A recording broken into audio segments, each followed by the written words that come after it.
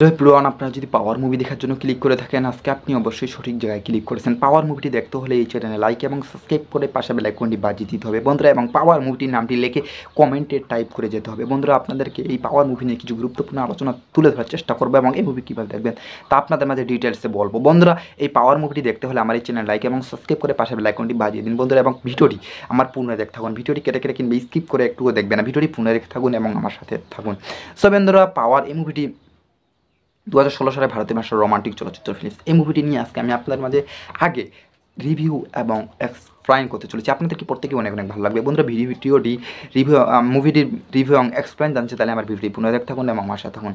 পাওয়ার হলো একটি 2016 সালে ভারতীয় বাংলা ভাষার রোমান্টিক চলচ্চিত্র ফিল্ম, যা মুভিতে পরিচালক ছিলেন রাজীব কুমার বিশ্বাস এবং এই মুভিতে অভিনয় করেছিলেন জিৎ এবং সায়ন্তিক ব্যানার্জি, নুসরাত জাহান।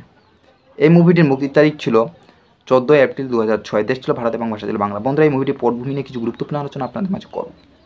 বীর প্রতাপ চৌধুরী কলকাতায় একজন দুর্নীতি দুর্গ অথচ সাহসী এসিপি, যিনি জয় কিশোর গাঙ্গুলির নামে একজন ভয়ঙ্কর গ্যাংস্টার বাঁচানোর চেষ্টা করে, কিন্তু তিনি প্রাণ হারান এবং গায়াউদ্দিন বীর সহযোগিতার সাথে থাকেন।